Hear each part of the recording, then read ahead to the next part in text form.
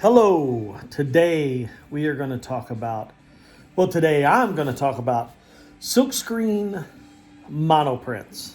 And and the thing about silkscreen monoprint, okay, well, number one, the thing about everything I talk about on here is kind of like my take on things. So it's kind of like I'm not trying to get on here and like tell fibs. I am trying to do my best to be transparent and like tell the truth to the best of my knowledge. Or just the thing is, my knowledge is I'm not stupid, but I am ignorant, if that makes sense. So when I say silkscreen monoprints, I don't even know if there is such a thing. I really think because monoprints, if you look it up, and maybe I should have looked it up before I made a video on it, is it's like a form of printmaking that, it's like a one of a kind print, but I don't think silk screening is involved in there. So that's why I say silkscreen monoprint. So that's why I call them silkscreen monoprint. So it's kind of saying like, and then I even go as far as when I talk about them online, I say one of a kind silkscreen monoprint. So it's kind of like saying the same thing twice, but I don't want to like confuse anybody. I've actually been called out by some printmakers that say, "Hey, what you're doing is not blah blah blah blah blah blah blah." But I will tell you that as far as being a printmaker, my background in printmaking, I've always been an artist. Started in high school, I guess you could say, and then I went to college. I'm from Bowling Green, Kentucky. I went to Warren Central High School. I graduated in '89. My teacher, my high school teacher, was Mr. Wheely, Mr. Mike Wheely, amazing, incredible art teacher, incredible, like one of the best teachers. It just like I had two teachers that meant the world to me, Mrs. Rogers and Mike Wheely were the best, and they were. I'm going to get emotional if I talk about them, but incredible. But Mike Wheely went to Western Kentucky University. So I was very fortunate that he was able to, I needed a lot of help. I graduated, I barely graduated high school, but he got me prepared to go to Western. He graduated from Western, so he knew what it would take for me to kind of academically, like if they were looking at my academics, that wasn't going to get me in.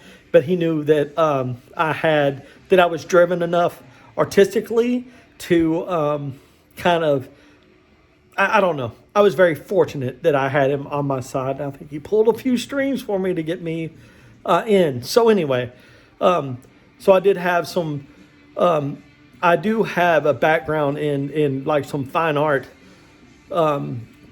screen printing, like in fine art printing. And I am very, very fortunate to have the education in printmaking that I did. Now, in saying that, when I went in, I took graphic design. And in the very first, when I took graphic design, I learned that I remember like going in, I thought, well, I'm not going to be, this is, early 90s, like 90, 91. I went in, things were very different that I didn't think I was going to be able to have I was going to have to earn a paycheck to make a living doing artwork. That was my mentality. It's not like it is now, it's good to have a paycheck. So I'm not, this is just my story. So, I, took graphic design because okay, I'm going to have to be able to work at a design firm or do some kind of graphic design. I'm going to have to, I don't even know what I was doing, that's how I'm going to have to use my talent or whatever to do graphic design. I knew within a week that graphic design sucked. I remember we had to do something for SEC basketball or something. That was like our assignment to do this like billboard design. And I was just like sitting there and I was just like, I'm not going to do this project. And I remember the teacher, the professor was like, we didn't get along immediately. And I was just like, I'm not going to do this. I don't want to do this. And she's like, well, you're going to fail. And I was like, what are you going to do when the job? I was like, well, I'll go work somewhere else. That's what I'll do for this project. I just don't want to do that. I'll do something else. So immediately I was already had a chip on my shoulder and I wish I had that, because I just knew it wasn't for me, and I did not fit in that mold of I just was not going to be able to have anybody tell me what to do. I shouldn't be talking like this. I wouldn't want my kids to hear what I'm saying. I need to make sure my kids don't watch this. I guess, I don't know. Maybe, am I going off on a tangent? So anyway, so I do have when I get called out by these people, like these fine arts people, and that's fine. There is room for like fine art and all that stuff, but I left my fine art background and all that stuff like behind. It wasn't for me. I appreciate it and I understand it and all that stuff, but also it is just so uptight. It's not like when I print and I work on stuff. Why am I not in the center? I'm just not going to worry about it. I just don't. I want to have fun. I do work hard on the stuff that I do. I get up early and I take this stuff very seriously, but I also seriously have a lot of fun doing it. And projects and things fall in my lap, and it seems like I'm able to do things I want to do. But I also make things that I want to make and do things. A lot of people, someone did say, man, why do you, I don't see you do anything for yourself. You're always doing this rapping stuff. I think there might be a misconception there. The rapping stuff that I do is for myself. I want to do the rapping stuff. So it is my, I do have to follow guidelines, but I am doing what I want to do with the Rat Fink. I am finding images that in the sources. Well, if you go back and watch the videos, you'll know. And also, I can do this legally. That's why these videos are really geared towards Rat Fink, because I do a lot of other kind of work with a lot of other properties. I do a lot of public domain stuff. But there also might be some images like even stuff behind me that, like I love this. Like if you look up here, like this thing right here, like I would love to do something with this, but like, I don't own the copyright to Kraft cheese. I love Kraft cheese, but, if I was to put Kraft cheese logo on there, they might, I might get in trouble with Kraft cheese. I don't want them to come over. I don't love Kraft mac and cheese that much. I don't, you know what I'm saying? I mean, that would be embarrassing. Go to court, get sued by Kraft mac and cheese. Can't do that. All right. What was I talking about? Okay, let me regroup for a second. Okay, so Silkscreen monoprints. So I do Rat Fink print editions. So I do 30. So the thing about print editions I do 30 prints that are all alike. So those are print editions. The Silkscreen monoprints are one-of-a-kind prints. And what those are, I'm going to say it again, one-of-a-kind prints where I arrange the prints or I change a color, and they're just one-of-a-kind prints. So Like that's the only print like that I print. So that would also explain, I hate talking money, but the price difference. So a print edition, those prints run, $30 to $40. The one of a kind prints run $70 to $80. So, and then also I'm getting into doing like, I can print on objects, like doing like art pieces, and I'm going to show some examples of that. I also last week printed, this was the first apron that I did. I wear this apron, this is mine, and then I printed one last week, and it turned out awesome. Oh, I was so happy with it. I almost didn't want to get rid of it. It was so cool, but I got this one. So so I'm getting into doing like one of a kind pieces that I'm really enjoying doing that, because it's just it's kind of like they're kind of nerve-wracking to print, because they're difficult to print, and it's like a lot of stress on some of the screens. And like when I'm printing, like it's like almost like the screen could like bust, and I have lost some screens, knock on wood, but you know I didn't. I am going to print some stuff today, and I'm going to set up the R2D2. I need to flip this camera around. See, I'm going to set up the R2D2 and film like what I'm going to print today, and do like, some videos so you can actually see what I'm talking about.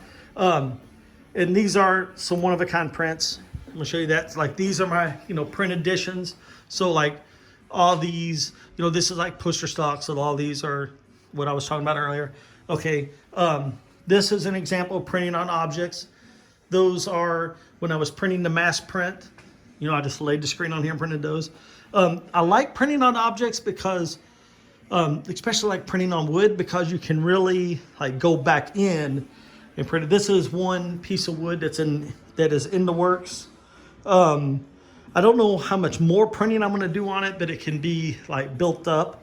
But the thing about the wood is you can really, do multi layers. And if something didn't come out right, you can paint, or you can paint over. That's a really good piece of wood. Thank you, Craig. And I have tons and tons of this really good wood, and there's some back there. This is also, of course, this isn't rat Fink, but this is an older piece that, of course, everything's always jammed in here, but you can kind of get an idea. Like that's like an example of some stuff. But as you can tell, like I just have tons of I have a lot of screens that are shot with a lot of rat Fink images. There's a couple back here. There's a good, like my good rat Fink back here in the fill, and then I have a ton of little screens with just random stuff. That's a busted screen, but. And so see, I can combine all these screens and create like these one of a kind pieces. So this is more than a few examples of what I wanted to show you. So this is again the mass print, and like my apron, when I'm doing the mass, I did several different color variations, so I was able to layer them. And then all of the one-of-a-kind prints are all numbered. So this is number 154. I think the apron was the last one I did. I think it was number 161.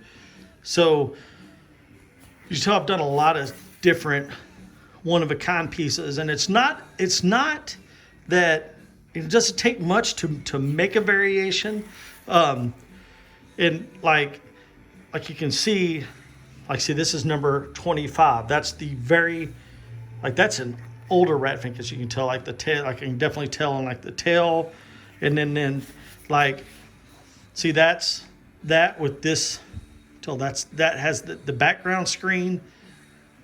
Like that. Okay, that's that print with two other screens added. So it has this other black, and then this other blue screen back here. So I could just look at this all day and see, you can tell see, that's number 25. So this was number 68. So they were done. It's actually So I can just do this all day. I can sit here and just like pick these apart because that is a different background screen because that actually has texture in it. And right there, just more examples. And you can just tell how I can just sit here and play around all day. It looks like this one, just a different rat fink on the side. And this is where I get a lot of ideas of how colors are gonna, especially like with the speedball, like fluorescent colors, how stuff is gonna layer over, like gonna trap over, like that's definitely, that looks like green. Oh, I can't tell. That looks like pink over green, then orange over green. I can tell, like, it's hard to tell on the phone what's going over, but also I'm gonna try to speed through this because this just might be too boring for you to even comprehend.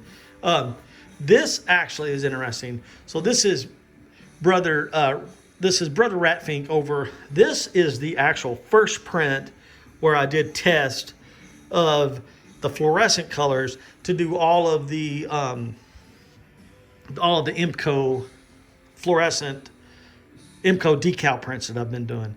This is the first color test, and I just happened to grab it and print over it.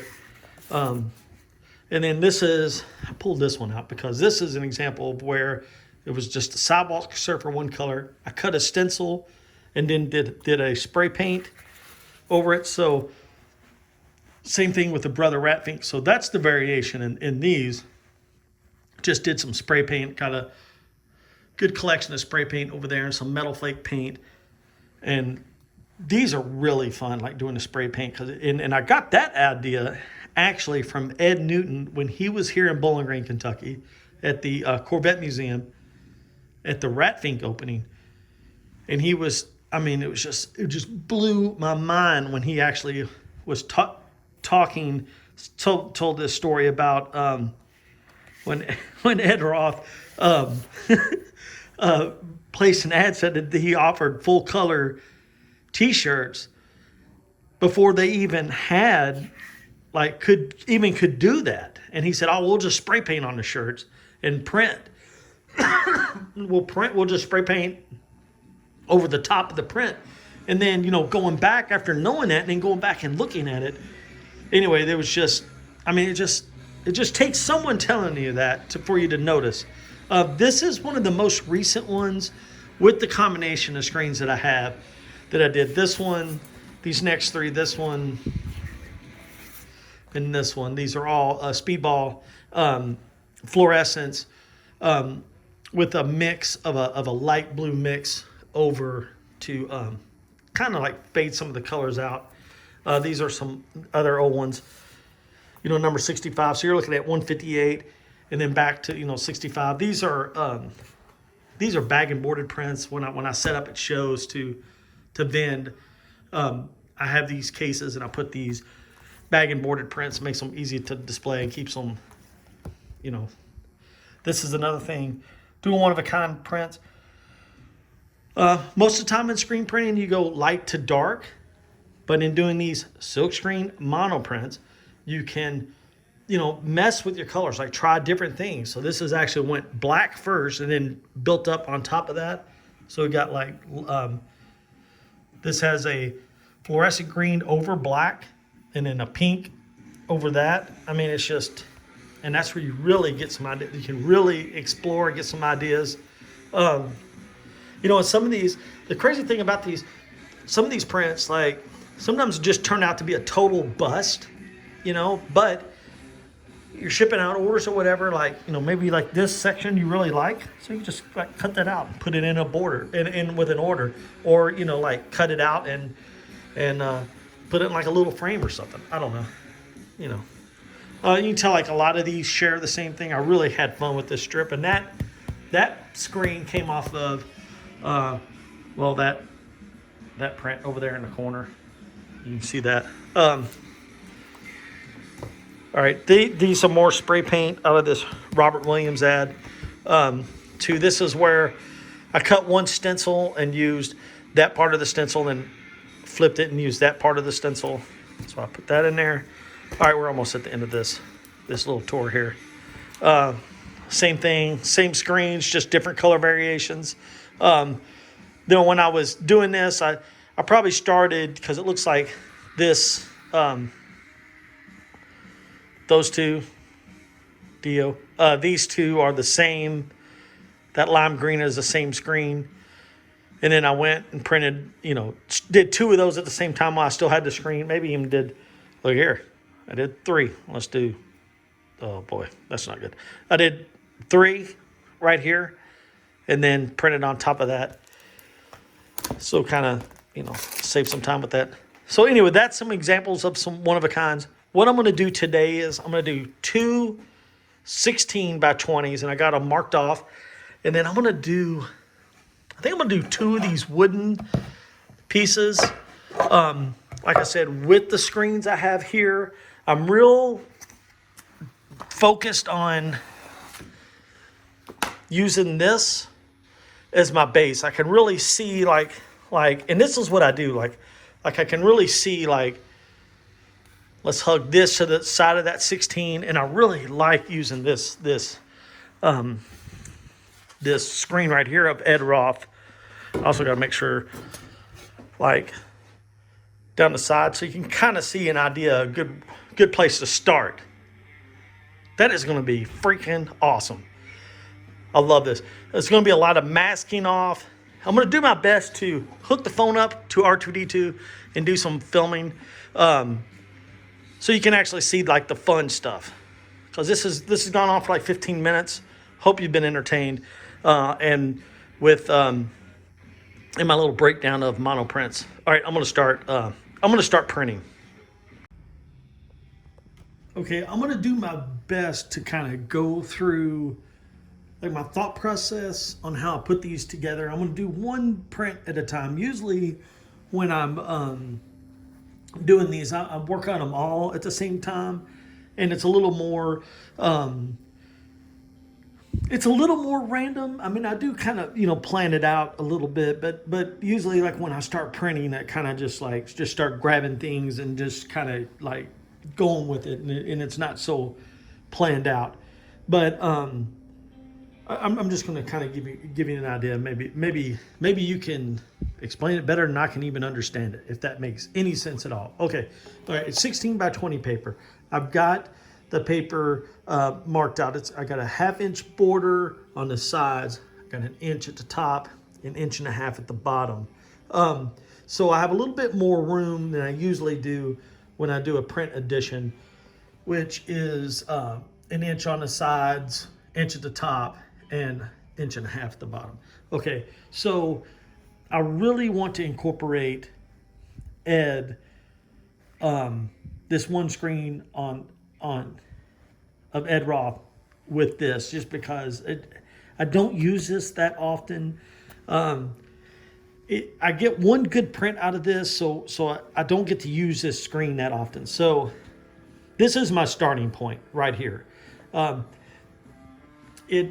one thing that I have a problem with in using this, it's just a personal problem with design, is it's got a negative space here that, and it's also not, it's not going to meet at the bottom, like right here is the border right here. But that's okay. Like I can fill that space. Like I feel like I got to fill this space, like fill these spaces, because it's going to be weird because Rat Fink's going to hug this side.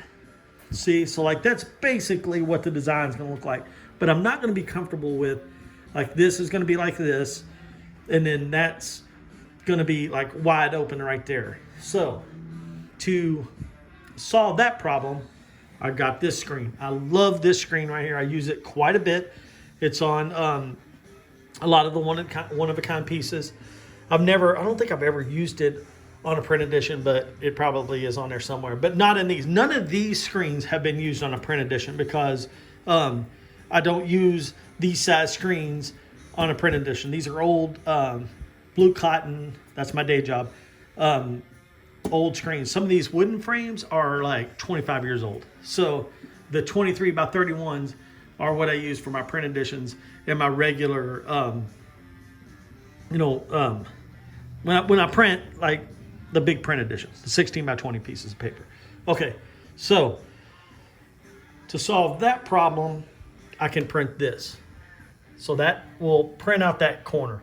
Now this is a dot pattern, it's not gonna lay down a lot of ink. Now here's what's the problem. When printing that, it's gotta be a color that's gonna be light so that this dot pattern goes over. It's also, what it's gonna create is, it could also look like, you know, bad, like skin blemishes, like skin problems if it's not the right color. So I want to do it, and it's just got to be like a hint of color. So what I'm going to do, and hopefully it turns out okay, I want to do fluorescent orange because I'm just hooked on it. Hooked on a fluorescent orange. The Speedball fluorescent orange is freaking awesome. I'm gonna print that. That's going to be the first color. Print it right here. So it'll hug that side, square it up, and then to kind of like calm that color down, I'm going to take this rat Fink right here. This rat Fink base. That screen is actually busted, but it's all taped together. I'm going to take that and print a light blue over that, and that's really going to fill this area out. It's going to kind of mute it down. Now hopefully Ed will go over that and print good, and it won't look weird. Hopefully. And it could be a total bust. That's what is kind of like, it's kind of interesting. Like that's where I don't know what it's going to look like. So that's what I'm going to deal with. That's what I'm going to do right now. That'll be the next video, is we'll see what that looks like. Print this, print that, print this. Okay, I also did want to add this real quick. I haven't printed yet, but I do want, this is for you designers out there. One good thing is, you know, I got that 1/2 inch. This is one design thing that I love to do, since I know I'm going to be squaring up. Right there, you can see my borders. See, I'm going to be squaring up.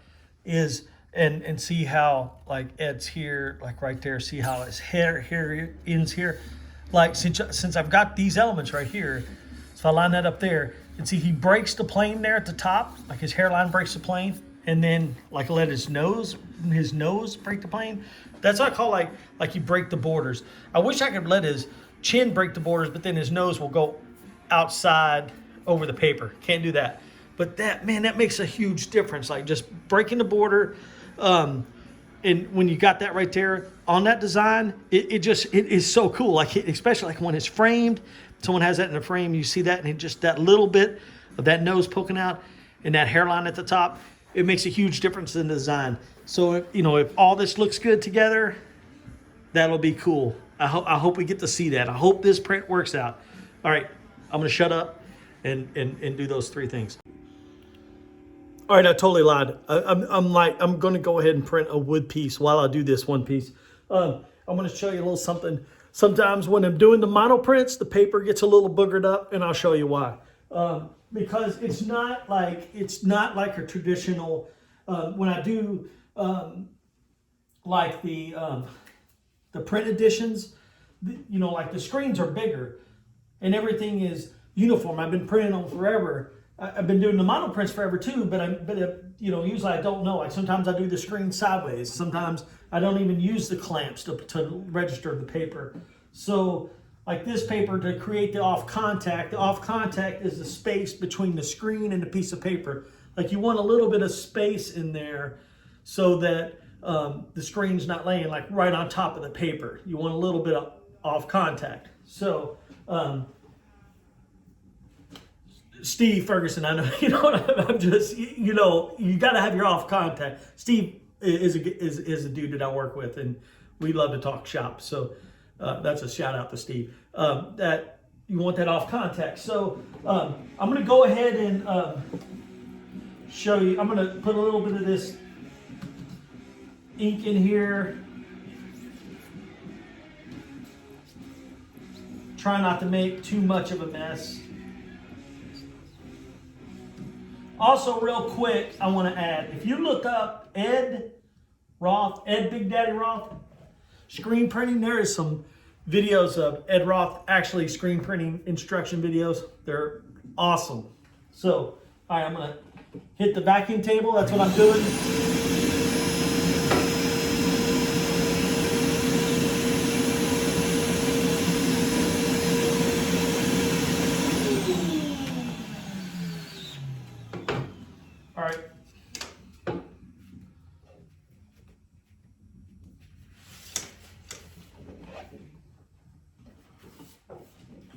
So that's, you know, that kind of just adds that little bit of color to the outside. Okay, now here comes the fun part. I'm gonna go ahead and print one of these blocks. To print the block, the screen has to be, and like right now the ink is drying in the screen, so I gotta unwrap it. To print one of the blocks, the screen's gotta be at the same level. Wait, I got suspenders on, so you didn't see my butt crack. Okay, so I'm gonna print this block here. I'm gonna print this lower part of the screen. So I'm gonna use 2 blocks to line up to. I'm gonna print, I'll print this block. It's all just kind of random. That should just about get it. But see how I'm using like the block to kind of, what am I trying to say? And I also brought a couple of paint sticks right here to create that off contact. But I'm using the blocks because if I just like lay this screen on there, it'll be like right on top, and when I go to print, it could bust the screen. I'll try to explain that. So I'm just kind of eyeballing it. All right. Now I'm going to kind of just look. Make sure it's going to be kind of square.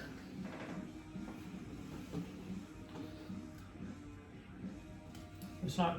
Okay, so the screen, you know, it's like a, you know,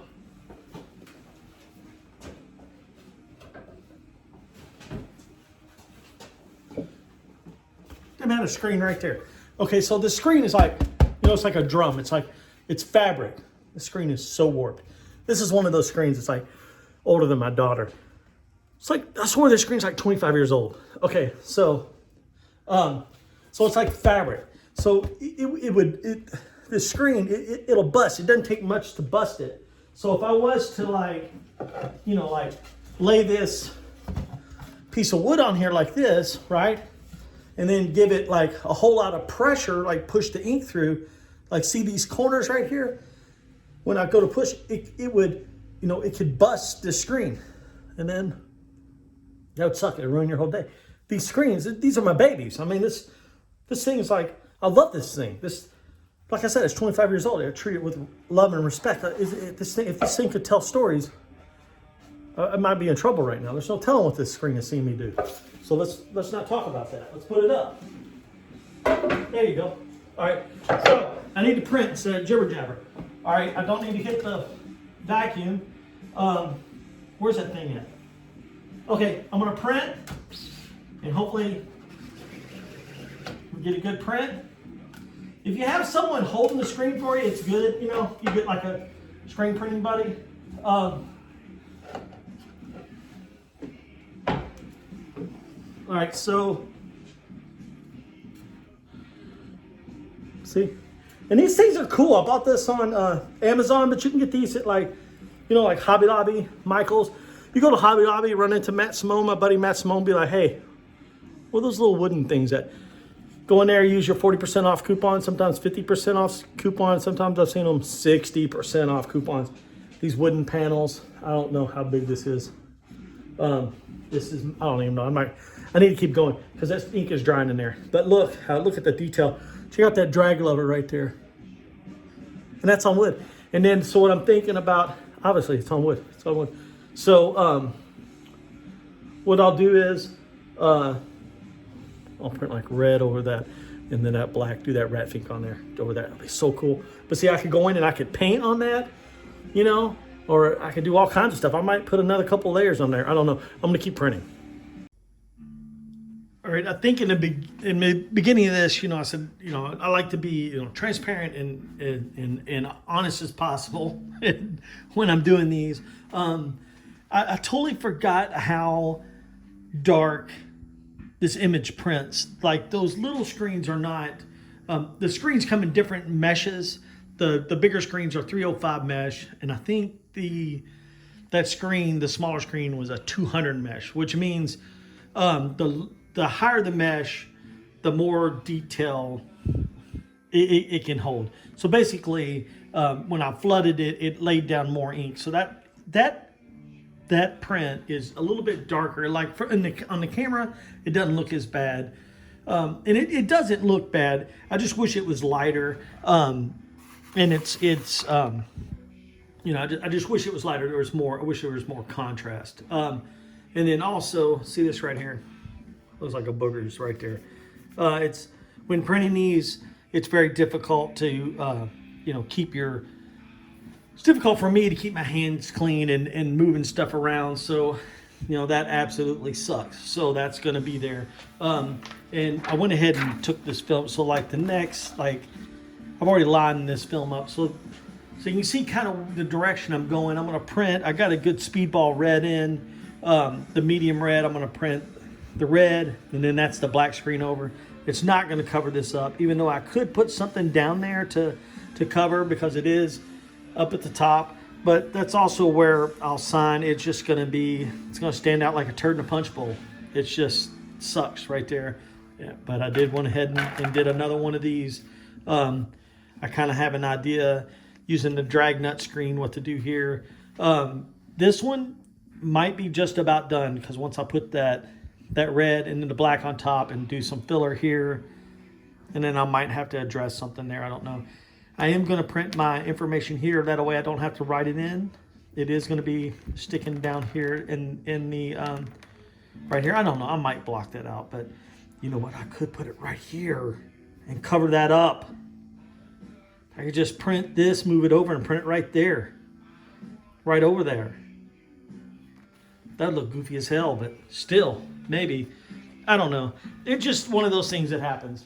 So I kind of wanted, like, the whole point of this so you can kind of get an idea of how these things come together. So we get this knocked out and then start on the next one and kind of work on those two all at the same time. Okay, I went ahead and decided, it's a little bit warm outside today, so I went ahead and spray painted one because I kind of wanted to go down that direction. I kind of had an idea. I was inspired last night by some things I saw, so kind of nipping that in the bud. I'm real excited with this. I really am liking Silkscreen, and I love this, like the wood texture along with the texture that's already being printed. I can't wait to finish that. And I kind of know the direction of where I'm going with the next 11 by 16 by 20. This isn't bothering me so much now that I was able to bring this down. Luckily, my not being so off, like, see how, I mean, I'm like almost a ½ inch off at the top up there, but it's square on the side. That's just me hand cutting and copying and all that stuff, the way I do my artwork. If you go back and watch Breakfast of Champions, Chevy Breakfast of Champions videos, you can see how things get out of whack real quick by the way I do my artwork. Just part of the, and then printing, that's just the way I do things, I guess. But still a little, don't really know what I'm going to do to fill this area, but I like where I'm going. I'm going to keep printing. I'm getting ready to wrap all this up. Okay, I'm going to keep printing. All right, I've decided what I'm going to finish this off with. This is stamp. This is the, like, what is it? The postal stamp on whatever it is. You know what it is. It's that stamp thing. It's not the stamp, but maybe it is the stamp. I don't know. But it's actually off the catalog, the first catalog that I bought when I became an official Rat Fink artist. I need to make sure that I don't cover up my trademark that needs to go with the Rat Fink. And I need to make sure I tape this off so I don't have any more of that one problem. I got everything lined up the way I want, so I'm not going to move this. Make sure I tape everything off. I've got this. This is a medium red speedball. That is the fire red. There is a difference. It's hard to tell with the on the camera. That is like a, I'm going to say that's an orange. And that is like a true red. So I'm going to print that. It's I kind of broke away. Like, you know, I started with the fluorescent orange, then went with like the lighter blue, and then the true red. and now I'm going with the orange so that, you know, it kind of sticks out, that fluorescent orange. I almost wish I would have went with a different color, so it's kind of a weird choice. This is kind of a really strange print, but it's these kind of prints where it's like a transition. Like, this is where I really learn a lot from these kind of prints. So I'm kind of glad I'm kind of documenting all this, and it's going to be on YouTube instead of like on Instagram, where I can kind of go back and really like look at this. Also, that light blue is that kind of grayish blue is used in a lot of their a lot of the older like Rat Fink stuff, like especially like on the album cover. I'm gonna do a version of that at some point too. That's on my list. I've got at least about 6,000 different Rat Fink prints I want to do. More, I got a lifetime's worth of prints I want to do. Okay, I'm going to keep printing. I'm going to do this and then go into the next one. So I'm going to do this. I'm probably just going to finish it. I'm going to do this, and then I'm going to fix that little booger down there by putting my information the best I can. It's going to be tight. It might even look worse, but we'll see. Okay, I just said the S word a bunch of times and cussed. And you know, I said that like keep the transparency and all that stuff, but I did cuss, and I'm worried about like you know, like making these videos and then getting kicked off for foul language. I need to hurry up. But when I tried to cover up that bad spot, I just made it worse. But here's the thing, it's okay. I mean, it's okay. At least it's just not that blank thing all you know, everywhere. What happened is I used this little bitty squeegee right here. Almost fell down. Almost fell off the press. See, that's what I'm talking about. It's like danger level. See, this is dangerous stuff, kids. This printing. I almost fell off the press. Almost fell off my little stage. Trying to videotape and all this stuff. Stuff is not for kids. This is dangerous. I mean, like a bungee cord or something that kind of like if I fell off, I would just dangle. Okay, seriously, I'm done with this print. I screwed it up, but it's okay. I'll sign it here and everything will be all right. I'm going to keep printing. I'm going to go on to the next one. I mean, this video is going to be longer than Lord of the Rings or something. I don't know. Okay. This print is completely done. I still got to number it, catalog it, and all that stuff. But the printing is done. These, I'm real happy with this. But I still got to, I'm gonna go ahead and print my information on here. I was gonna paint it in, but I'm worried that I'm gonna jank it up, and I'm gonna end up having another one of these. But even when I print it, I still might have another one of those. So, but I'm gonna print my information here, and then I'm also gonna print it maybe like right here. It's gonna eat up in there, but it'll be okay. I don't want to do it here because I really like these flames. Dude, damn, that's still wet. I need to put these in front of the fan and make sure I don't do that again. Okay, so here's the next print. I like the way this looks. When I was putting these films together, I liked the way, I really knew I wanted to do a print like this. I almost like it just like that, just if they were both black. But I don't think I'm going to do that just yet. Definitely not on this print. So here's what I'm thinking. I really like fluorescent orange and red together. They look fantastic. So I want to fill it up with orange. So I know definitely that screen right there will fill this side up with orange, and it'll leave like a whole big field of orange. This will be my red. That's going to be black. I'm still just absolutely just hooked on that light blue mix, which that light blue will also fill that up, and it'll dumb down that blue. You know what I'm going to do? I'm going to just stay away from that. It's going to be real simple. It's going to be like I'm just going to do that orange, red over it, and black, and that's it. And then I'm done. Because I'm just overthinking stuff, and I'm driving myself crazy. And this video, seriously, is about 26 hours long. And you got to be bored to death with it. Okay, I'm going to start printing. All right, everything is printed, and I didn't go step by step. I wanted to get done. I was just jibber-jabbering too much.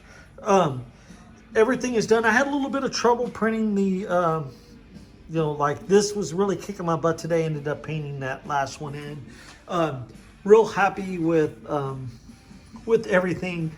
This one turned out better than I wanted, and I mean better than I wanted. It turned out like this is the kind of thing that I really like about, you know, I was talking about how, you know, I did, you know, kind of planned it out, but I wasn't, you know, planning on like, you know, that one eyeball coming through there and like the bloodshot eyeball kind of even making even more of another kind of monster out of that, you know, combining those two. Like that's a total accident. So like if I was to do that in a darker color and then do like if that was like a brighter red and this was black, that'd be awesome. But unfortunately, you know, I don't know if I'm going to go back into these screens. It might be time to clean these screens and move on to something else.